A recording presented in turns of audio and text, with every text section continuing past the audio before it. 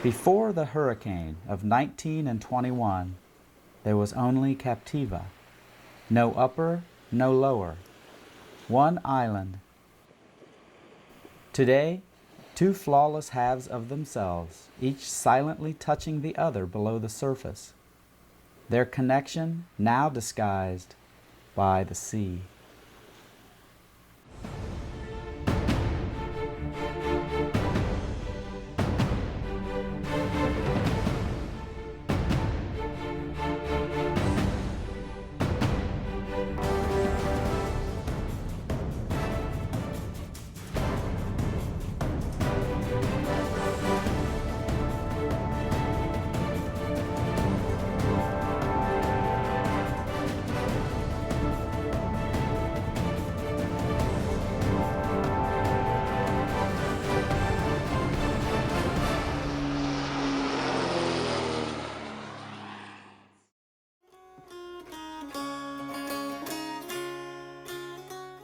It's funny, as one grows older, how one becomes dim.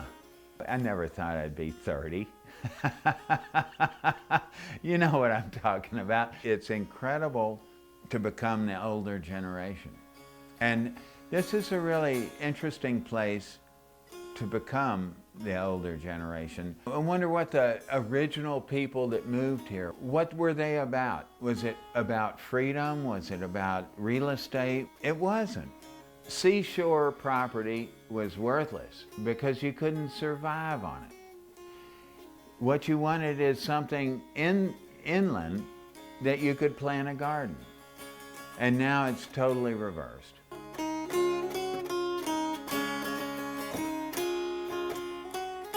When I lived in the Smokies, I started a company called the Smoky Mountain Instrument Works. We'd make Appalachian dulcimers, and we made some banjos and guitars and so on. This is a nice piece of teak that we would use as a back. We'd take stock like this and then saw it very thin and then fold it out like this and glue it together, called book matching. Look at how beautiful that is. These are actually rosewood sides. This is an old pen. I haven't used that. That was my father's. Look, you can still see it's got string on it rather than modern fishing line. This is such a beautiful instrument. This is a Brazilian rosewood back, and it's got that little piece of sapwood in it. And this was part of my payment for when I was apprenticed as an instrument maker. I've made several hundred dulcimers since then, but this is as sweet as it gets, I think.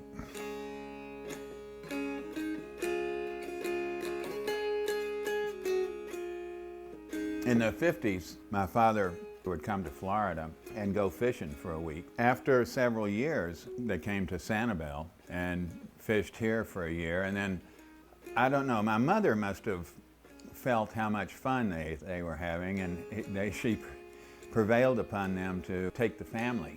And so in 1957, I and my 3 siblings, we all came down here and went to Mitchell's Castaways.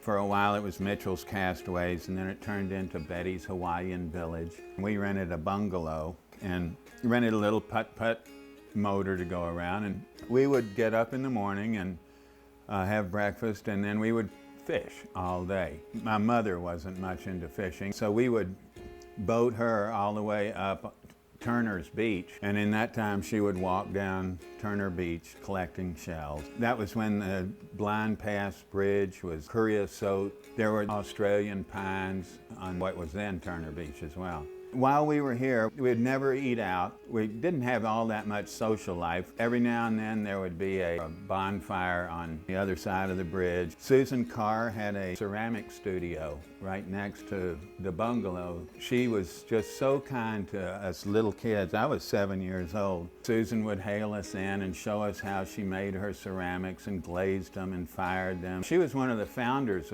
of the Chapel by the Sea.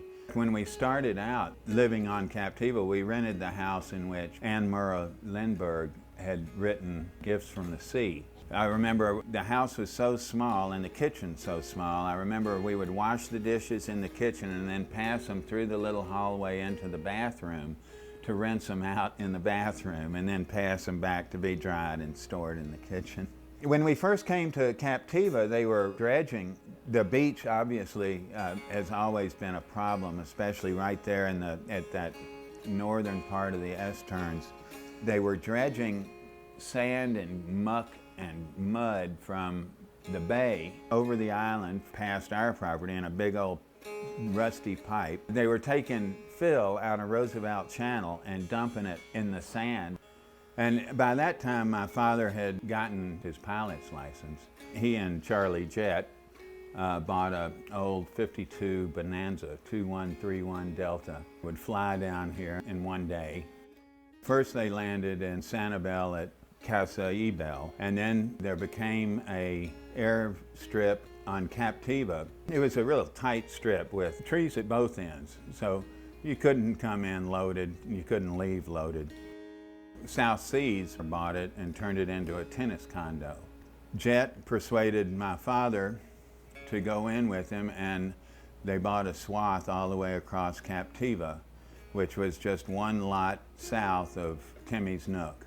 Well, you see where the undeveloped property is right there, the blank lot. On the west side of that, where those two houses are, we had a small little concrete block house right there.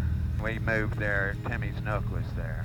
They bought the lot before the causeway went through. All Captiva then was jungle. At that time, the post office was just around the corner. It was a very local kind of situation. There were probably, I would imagine, half dozen children on the whole island. I think the people that moved here first were mostly agrarian, and they made their living off the sea. These houses on stilts in the bay are transfer points for ice coming from the mainland and fish coming from out here. What we were fishing for was food. We were fishing for redfish, trout, sometimes sheephead. When we started fishing down here, we'd scale everything and gut them and then cook them. And if you do that to snook, it was really soapy and oily. But if you fillet the snook, oh, that becomes the best fish ever. This place used to just be rife with fish. If you didn't like the size of the fish that you were catching, you could go over there and you'd catch the size of fish that you wanted to catch.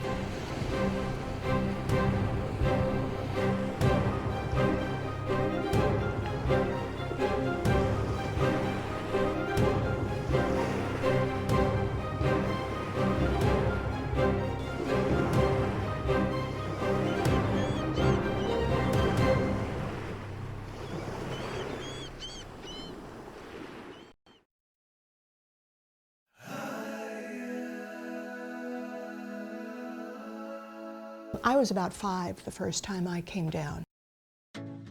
You know, it's a great place to be here as a kid. Life was very uncomplicated. These are photograph albums that belonged to my parents. I said, "Mom, what are we going to do with these?" And she said, "Burn them." These are the oldest, and I suppose those would be the ones you'd be the most interested in. This is my grandparents' house in Connecticut, where my father was born in that house, and my grandfather was too, for all I know. This is my mother, Virginia, and my father, Jim. My Uncle Chet here and Aunt Jean had a house on Captiva for a long time. This is my mother in 1955, and her siblings and parents. My grandmother had MS, which was a real shame because she was a fine, fine pianist. This is a picture of the house that I grew up in Connecticut when my parents first bought it. It's from 1745. It was a magical place. We had a wonderful life there. Here are the 4 of us as kids. This was typical of our kind of amusement, riding around in a tractor cart. I was very much a tomboy. My grandfather came down to Florida in the late 20s to attend a convention in Miami. And a friend of his knew about a fishing camp over on the west side of Florida. Well, that's when he discovered Captiva. So this is the book from 1936 to 1941. Oh, look, here's my father, 2 days before their wedding. They were married April 30th, 1936, which was my mother's birthday. Mother and I went down in 1936 from St. Louis. The occasion was our honeymoon, and we stayed at Twin Waters Inn, a cottage numero uno, number one. And the inn was owned and operated by Grace and Bowman Price. When Mrs. Price met us at the ferry on Sanibel and drove us to Sanibel Island to Captiva, it seemed forever. I thought I was going into a no man's land. My father would tell the story that Dottie, who was then Dottie Price, was just a little girl. And he'd say that she used to come over to their cottage and go to peek in and see the newlyweds. And Dad said he'd wait for her, and then he'd just, bam, put the window down. There was one telephone on Sanibel. There was a telephone at Bailey's. If there was an emergency call for anyone on Captiva, telegram or anything like that, Francis would send someone from the store by car up to Captiva to deliver the message. And this was our only communication. Oh, here's clearing for Grandpa's house, 1938. My mother told me that my grandfather's house was criticized for being too big and too fancy for 1939. My grandfather's house was right next door to the house that Belton Johnson had that got moved up to the library area and is now the sheriff's. The community had decided to house the deputy. We had to remove the bay window in order to bring the house out here. We couldn't get it between the trees. Then we moved it in the middle of the night. We didn't have to put it high off the ground because of the historical designation of that house. You moved to Captiva in what year? I'd say the winter of 35, 36. Did your father own a little store where the Coconut Grove is now? Yes, he had a little. I vaguely remember that. He had a little place there. Well, you remember then the fish boat coming down. Yes, that was one of the reasons I came up here too, because I could sell my fish right here at Captiva. When we fished at Tarpon Bay, we had to run our fish to St. James City across St. Carlos Bay 3 times a week. The men, I'm sure, were licensed men, but they didn't have the boat fixed for passengers. And people did go on it, and some people went on it just for the experience. They hauled our groceries, the Punta Gorda Fish Company, for many years, and they kept, you ordered milk or meat or anything, they'd keep it on ice. Of course, TM or whoever was driving the truck with you to bring it to the house, the Punta Gorda Company never gave me a bill for hauling my groceries. I was never billed for it. And we used to cut through the jungle, we called it, back behind the house to go to the old post office, which was back where Ventura Captiva is now. And the postmistress's name was Beulah, and she was quite a formidable woman. Am I correct that your grandmother was the first postmistress here? On Captiva. It was my grandmother. The post office was way out in the bay. They call them a bulkhead. For a long time you could see just the old dock standing because fishermen lived in them later. They were out in the bay, and my uncle, my mother's sister's husband, had the first post office. The Kinsey brothers boat, the old Success, it was a paddle wheel boat, and it brought the mail to the bulkhead. I think it must have been about 1906 that my grandmother took it on Captiva. As far back as I can remember, it was delivered there at our dock with the steamers. I do remember riding on it to Fort Myers when I was a little girl. The mailboat stopped at Timmy's Nook, picked people up, and then took them up to Andy's dock. And my brother Pete loved to ride the mailboat. My parents would give him 50 cents or something, and he'd go down and he'd ride the mailboat. And then he'd race up to the Sunshine Cafe and have a hamburger there. My parents bought a house in '63. They eventually converted it into a year-round residence. When we would come and stay at my grandfather's house, we used to have to bury our garbage. Dad always said you could tell how long we were going to stay by the size of the hole. It was a 10-day visit. By then I'd dig a hole about 4 feet across and 3 feet deep. Everybody would flatten the cans and break the bottles and put that in the hole, and the garbage would go in there. About every 2 or 3 days I'd scrape some of the dirt back into the hole just to cover it up and make it look better. And that was a practice all over the place. It proved to be a problem on some construction sites because you'd be driving pilings and then all of a sudden they'd just go, boom. Goodness, Papa. This is my father on the beach at Captiva. This is a wonderful picture of him that captures his sweetness. He was a softie, but he had a heck of a physique. We didn't have electricity in the house to start, so there were just the gas lanterns. We had artesian wells, which brought up sulfur water. It cooked with and drank rainwater. There was a cistern that was for water for cooking and drinking. The water that was for bathtubs, toilets, that sort of thing was the sulfur water, and it would turn everything yellow and it smelled. Here are the Stevensons. This is the man who was the ambassador to the Philippines. Oh. Georgia and Bud Hempel. The people on Captiva had no pretense. It was an incredible assortment of people, but there was no hierarchy. The social life revolved around the beach. There was a lot of spontaneous drinking. What got me into acting, the Pelican Players was putting together a play, one of the ones that Mike Fury wrote.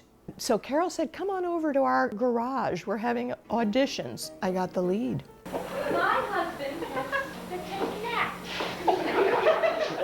Point the little buggers in the right direction. They need oxygen to get up the hill. I auditioned for Bob Cassiopo's Summer Theater and did a couple of things with J.T. Smith. Gather around, I've got a story to tell about a Manhattan lady that I know very well. It's very exciting. No matter how much you had rehearsed, things happen out there and you can't do it over. As a fundraiser, did something called the Zonta Follies.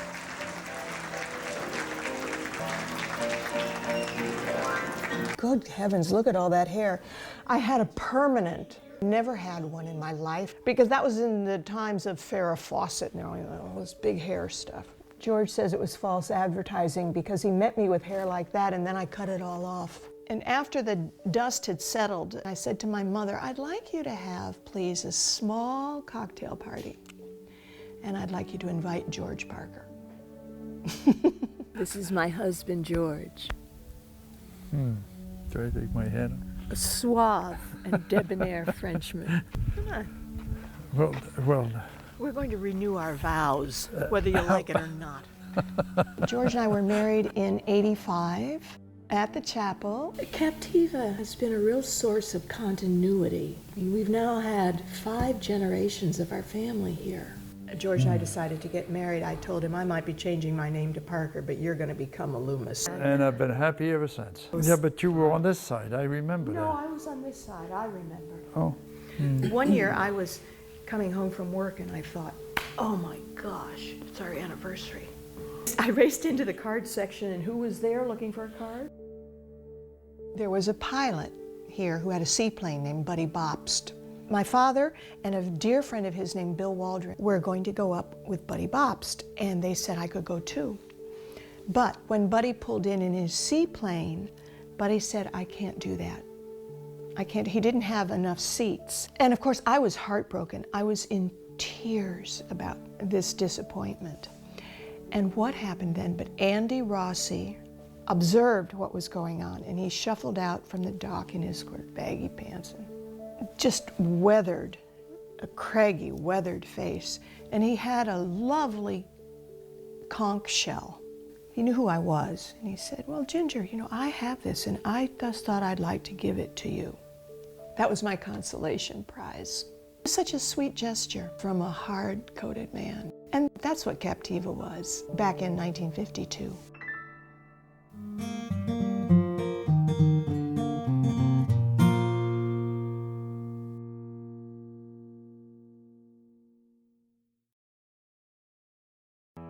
I call it my Island Memory Series.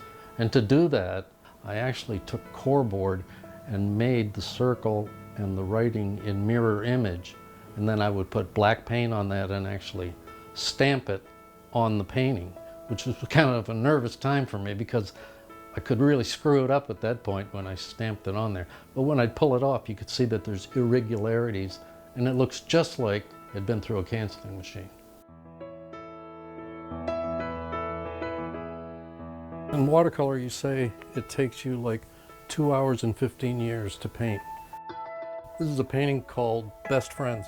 2 or 3 different colors all floating in at the same time, saved whites. If you make a mistake in watercolor, you can't get it back. In oil, you just scrape it off the canvas. In watercolor, there's no white paint in watercolor, so you have to save your whites, and if you lose your whites, you can't get them back. Didn't know that, did you? I would like to dedicate this part of the film, my 10 minutes of fame, to my wife Kathleen and my best friend.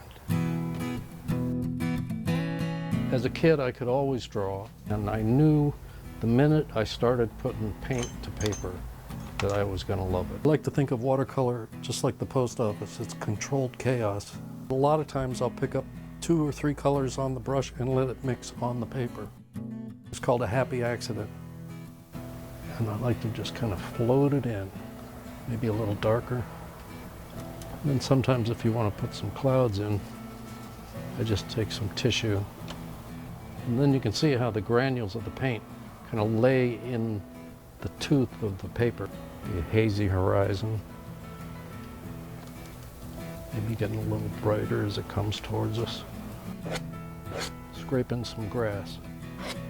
You kind of know what's going to happen. You've completely wet the paper, so you're putting other wet colors into it and you're relying on the hydraulics, but the painting, just as we've been sitting here, is still painting itself.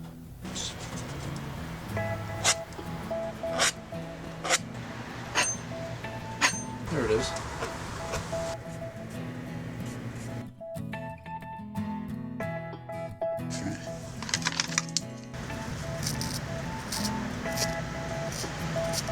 Dull it with a little bit of brown. It's painting itself. Look at that. This is when the controlled chaos goes out of control. Of course, I have a blackbird now instead of a white bird. Isn't that cool?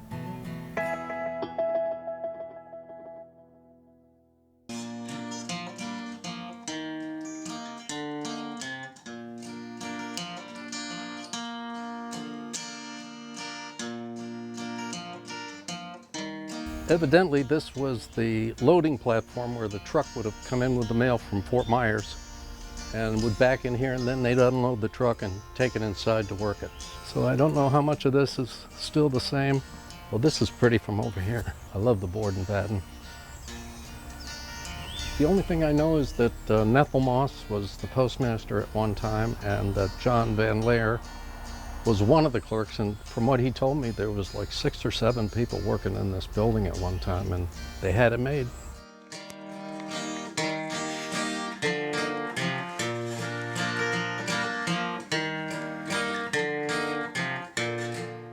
My grandfather was postmaster of North Hadley, Quebec.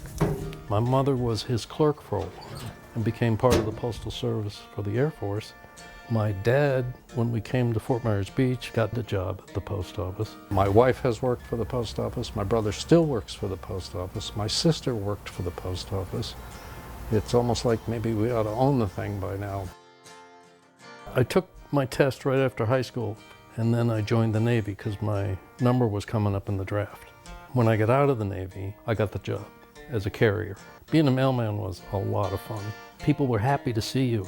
You know, they were expecting a letter. An opening came up for postmaster of Boca Grande. I got the position. And finally in '93, I got the postmaster's job on Captiva. That's me on the track meet at Fort Myers High School. We won the blue ribbon and I was the anchor man. That's me in the band at Fort Myers Junior High, playing trombone. Look at the way this one's walking. It always kills me, because they had high heels on, they weren't used to it. I still wear my hat sideways like that, and I think it's on straight, but it's always over to one side. My dad wore white socks all the time. And he had big feet, so we would always hang his stockings for Santa Claus. After you went on 50 missions, you could crush your hat, because it was called the 50 Mission Crush. He was always joking around like that. That's our Nash Rambler. God, that was a fun car. And this is our first house on Madison Street at Fort Myers Beach. This is my favorite picture of my dad. When I think of my dad, I think of this picture right here. There's pictures of my mother. Look at that tweed coat, smoking a cigarette as everybody did back then. This is the first time I had a mail truck out delivering. I always looked at it as being fun. How you doing? Good. I can see the mailbox here was built in 1965. So what is that? That's a 50-year-old mailbox already. I retired on April 14th, 06.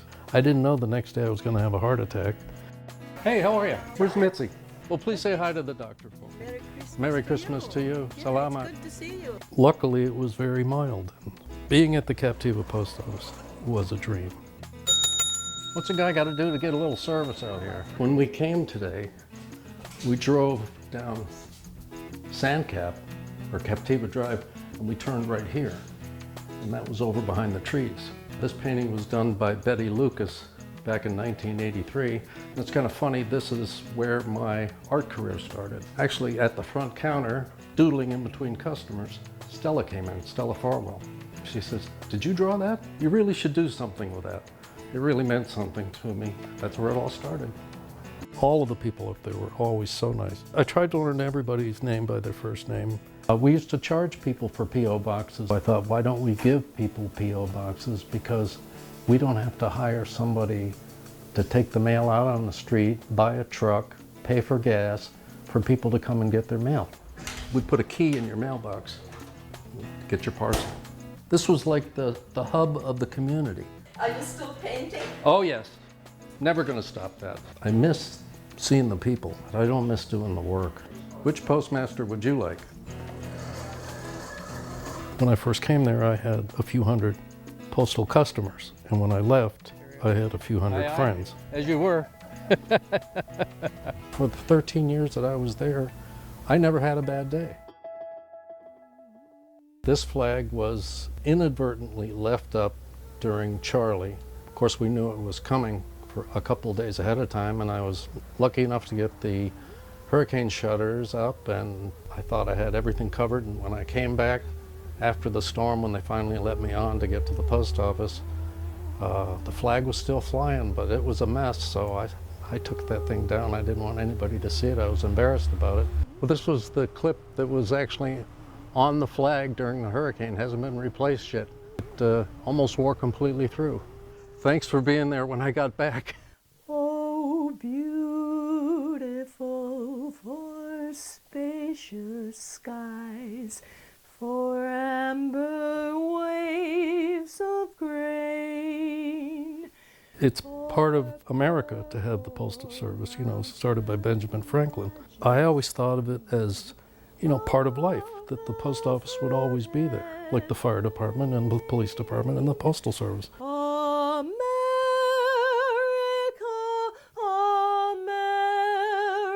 America, God shed his grace on thee and crown thy good with brotherhood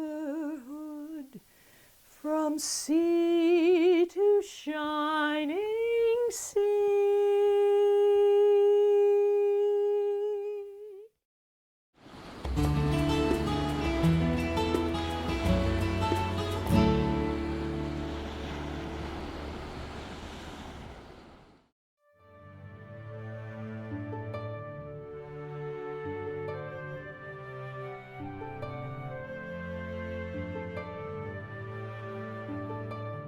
When I moved to Captiva, it was probably 1951. That's when we started to build. And we didn't do anything there except enjoy it and play golf. We played a lot of golf. My husband. He was born in 1920, and his name was Robert Theodore Hemphill Jr. He was named for his two grandfathers. He started out with a filling station. He was a guy that liked to work with his hands. He loved to build and make, you know. And so that's what he did. He started building houses. And I was just a beginner kind of. I'd played some, but, you know, but he had played since he was 6 years old. He won a tournament when he was 7. And he won a lot of tournaments. Wherever he went, he had to play golf. And that was about the last thing he did before he died, was play golf at South Seas, I think. He wanted me to marry him for quite some time, and I finally did when he went off to service. We went to the courthouse in St. Louis because you didn't have to wait 3 days like you do in our town, you know. I couldn't make up my mind whether I really wanted to get married or not. It's a wonder it lasted, isn't it? And then every year we had the ABC sale. Everybody brought their old clothes and their old tables and chairs, and when they bought something new, they saved it for the sale. And boy, I tell you, we had them indoors and out at the community center. And in the evening, we'd be sitting there thinking, it's time to have a drink. And here come Mary Bailey. She was the organist at the church. And she'd come down her driveway and she said, "Anybody drinking over there?" Oh, we loved her. She was a neat gal. She liked to have a good time. This is my family. When Ted got married, and this is Tom and Bud and me. You can see where our house was, where all those trees are. The driveway is back here, and it faced that way. Well, here's the entrance. Here's the driveway. And we had a big screen porch on it. This is a living room all, you know, with a kitchen and everything.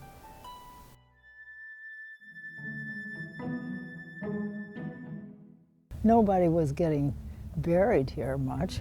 In fact, it looks a lot bigger than it. Put the white fence all around on the sides as well as front. Havard, I know that name. What about that one over there? That looks fairly new. Clara Strand, what year did she die? 70.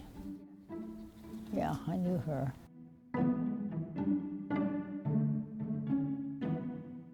Croft. I did know some Crofts. What's that one? Gore? Hattie Gore. I think that was there when I first came. What's that one say? Robert Peck. Oh, I knew them. I knew them. Oh, yeah. Brainerd, that was one of the original people here. Somebody's putting little shells on there. Are you having fun, Lucky?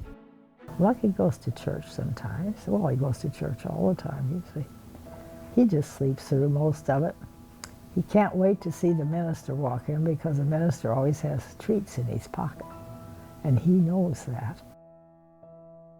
Suppose somebody's told you about the time the minister was outside, they brought his police car up, and the minister was there giving his sermon with the loudspeaker system. Well, I guess the power was off. It was probably one of those rainy mornings when there was no power.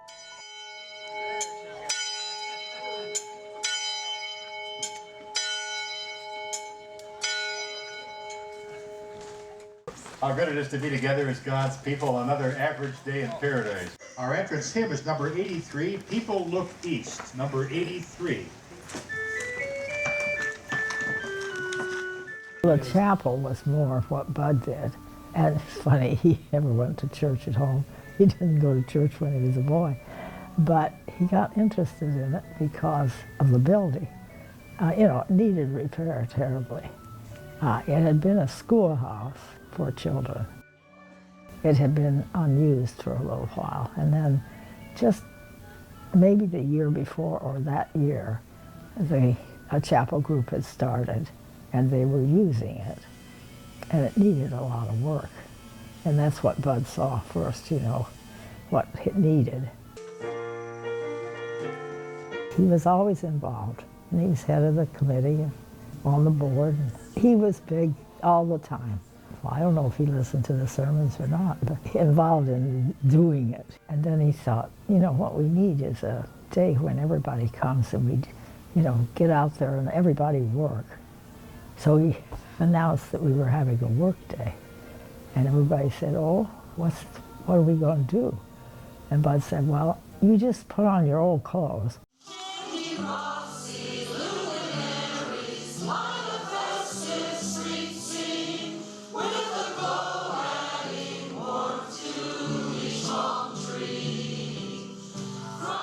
so he went out and bought all these hammers and whatever we needed, ladders and all this stuff. And they had a work day. And the men would stand there and they'd say, "You want me to go up that ladder?" I'd say, "Yeah, I want you to go up that ladder, but hold on. I don't want you to fall, you know. Take it easy, take it easy."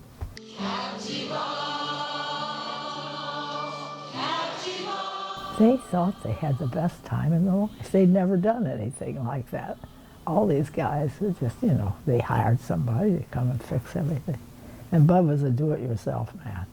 And they loved it after they got started.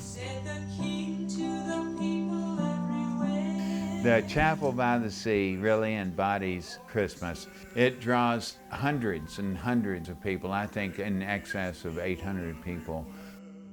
I think it's a place for celebration of those who have faith in any religion or none.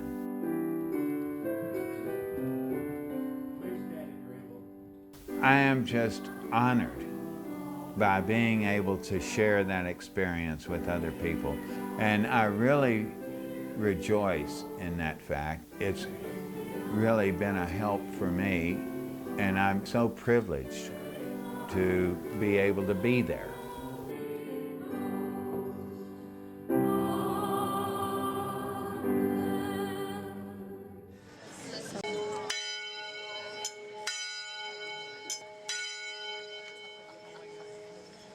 One of the traditions of the Chapel by the Sea is one takes the flame from the altar and lights every candle of every person that attends the service.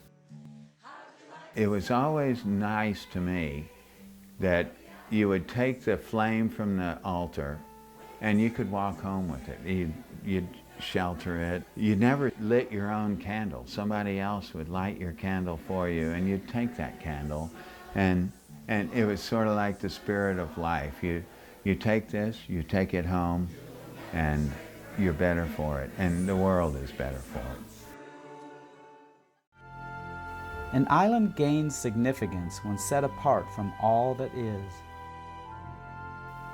Her schedules determined by the tides, her people selected for their unique resilience, and her future nourished by the sea. Captiva approach Skylane 85 Mike, we're 3 to the south.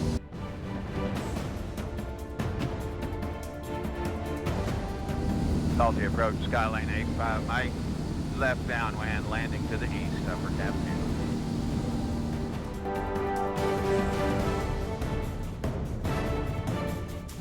We'll descend now and go right down the airstrip.